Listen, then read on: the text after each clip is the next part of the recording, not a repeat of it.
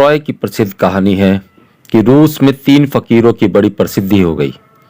इतनी प्रसिद्धि कि रूस का जो सबसे बड़ा पादरी था उसे ईर्ष्या होने लगी कि कौन फकीर है जिनकी ओर हजारों लोग खींचे जा रहे हैं, मेरे रहते हुए चर्च का मैं प्रधान हूं, ये कौन है जो संत हो गए। ईसाइयत में एक बड़ा पागलपन है कि संत कोई तभी होता है जब चर्च उसे सर्टिफिकेट दे दे, प्रमाण पत्र दे दे। ओशो ने एक बात कही है कि आप सोचते होंगे हिंदी का शब्द संत और अंग्रेजी का शब्द सेंट एक ही शब्द के रूप है। नहीं, दोनों में बड़ा भेद है। हिंदी का शब्द संत तो बना है सत से, जिसने सत को जान लिया, जान ही नहीं लिया, जो सत के साथ एक रूप हो गया, जो बचा नहीं उसे संत कहा जाता है। अंग्रेजी का शब्द सेंट और ढंग से आता है, सैंक्शन से, चर्च के द्वारा स्वीकृत, जिसको चर्च स्वीकार कर ले। पादरी बहुत चिंतित था। चिंता उसकी बढ़ती चली गई क्योंकि भीड़ धीरे धीरे चर्च की ओर आनी ही बंद हो गई। एक दिन तो एक भी व्यक्ति नहीं आया। तब पादरी को बहुत ज्यादा गुस्सा आया। तो पादरी ने पहनी अपनी पोशाक पादरी वाली, अपना सोने का मुकुट, सोने का डंडा लिया और तमाम अपने ताम झाम चोले वगैरह पहने और चल पड़ा उन 3 संतों की खोज में। एक झील के उस पार उन 3 संतों का वास था। तो वहां जाने के लिए पादरी ने एक नाव की। मांझी नाव खेकर ले चले उसे उस पार। पादरी ने अपनी चर्च की पूरी पोशाक पहन रखी थी, तगमे लगा रखे थे, सोने का मुकुट, सोने का डंडा। वो पूरा तैयार होकर गया था कि आज इन संतों को रास्ते लगा दूंगा, मिट्टी में मिला दूंगा, पूरा मजा चखा दूंगा। पादरी नाव से उतरा, देख के हैरान हुआ। एक झाड़ के नीचे 3 सीधे साधे व्यक्ति बैठे हुए थे। उसने पूछा, क्या तुम ही वो 3 संत हो? उन्होंने कहा, संत? हमारे क्या पात्रता संत होने की? हम तो गांव के सीधे साधे गंवार हैं, पर गांव के लोग मानते ही नहीं। लोग है कि आए चले जाते हैं। हम तो मना करते हैं, हम जितना मना करते हैं उतने ही लोग आए चले जाते हैं। हमारा तो जीना मुश्किल कर दिया है। आप अच्छे आ गए, हमें बचाओ। ये भीड़ भाड़ हमें रुचती नहीं, हम तो अपने मजे में थे। ये किसने खबर कर दी? कैसे लोगों में खबर पहुंच गई? पादरी तो बहुत प्रसन्न हुआ। घबराओ मत, लेकिन तुम करते क्या हो यहां बैठे बैठे? वे तीनों बोले, और क्या करेंगे, प्रार्थना करते हैं। पादरी बोला, बाइबिल कहां है? वो तीनों एक दूसरे की तरफ देखने लगे। उन्होंने कहा, हमें क्षमा करें, हमें पढ़ना नहीं आता, सो हम बाइबल रख के भी क्या करेंगे। तब तो पादरी और भी प्रसन्न हुआ कि जिन्हें बाइबल भी पढ़ना नहीं आता ये कैसे संत हो सकते हैं। मटिया मेट कर दूंगा इनका। भीड़ को वापस चर्च आना ही पड़ेगा। फिर उसने कहा कि तुम्हारी प्रार्थना क्या है?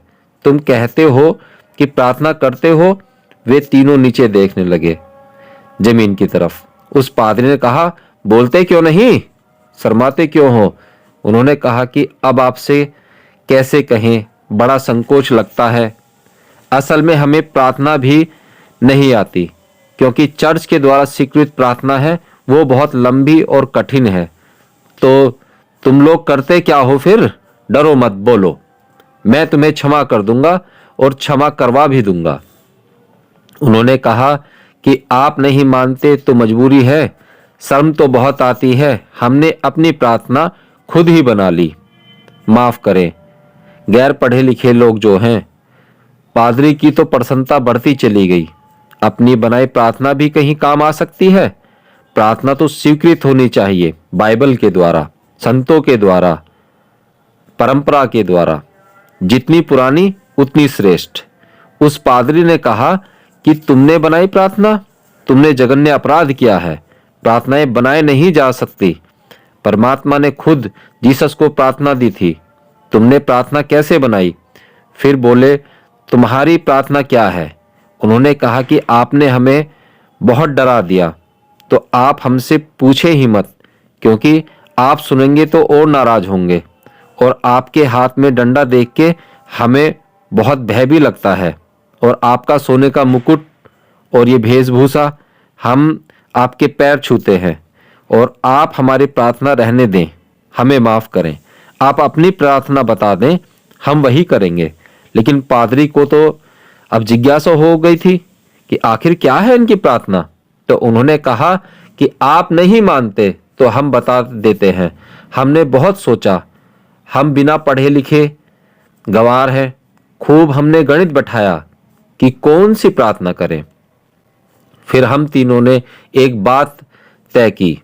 ईसाईयत मानती है कि ईश्वर के 3 रूप हैं, तो हमने एक प्रार्थना बना ली कि तुम भी 3, हम भी 3, हम पर कृपा करो। गंभीर पादरी को भी हंसी आ गई। ये तो हद हो गई, बहुत प्रार्थना सुनी, पर इसके जैसी प्रार्थना, ये भी कोई प्रार्थना हुई कि तुम भी 3, हम भी 3, हम पर कृपा करो। खुश हुआ कि उनको रास्ते पे ले आऊंगा। उनको असली प्रार्थना बताई, चर्च की स्वीकृत प्रार्थना, लंबी प्राचीन भाषा में लिखी गई। एक दफा सुनाई, उन्होंने कहा कि एक दफा और सुनाओ। 2 दफा सुनाई, उन्होंने कहा कि एक दफा और, क्योंकि हम भूल जाएंगे और प्रार्थना में भूल चूक नहीं होनी चाहिए। तीसरी बार भी सुनी।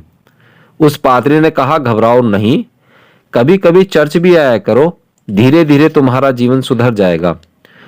वो बड़ा खुश कि एक उपद्रव मिटाया। अपनी नाव में सवार होकर वो चल पड़ा। बीच झील में नाव पहुंची होगी कि माझी भी हैरान और पादरी भी हैरान हुआ। वे तीनों फकीर झील के पानी पर दौड़ते हुए चले आ रहे हैं। उनको तो पानी पर चलते देख पादरी की तो सांस ही बंद हो गई। ये चमत्कार तो सिर्फ जीसस ने किया था।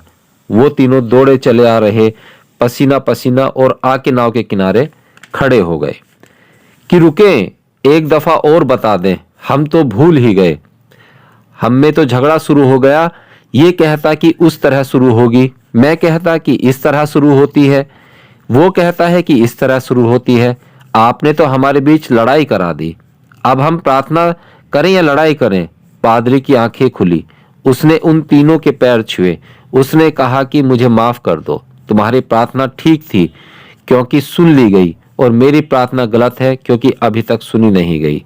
मैं पानी पर चल नहीं सकता, ये मेरा साहस नहीं। मैं पानी पर पैर रख नहीं सकता, ऐसी मेरी श्रद्धा नहीं। तुम वापस जाओ, जो मैंने कहा था उसे बिल्कुल भूल जाना। असल में मैं भी आज से यही प्रार्थना करूंगा, हम भी 3, तुम भी 3, प्रभु हमारा हम पर कृपा करें। जो तुम कह करते हो, तुम्हारी प्रार्थना जीत गई है, मेरी प्रार्थना हार गई है। इस कहानी से हमें सीख मिलती है कि अगर आपका मन साफ हो, भोला हो, तो परमात्मा तुम्हें सुन ही लेगा। इसलिए साफ, भोले और सरल बनो। कपट से कुछ नहीं होगा।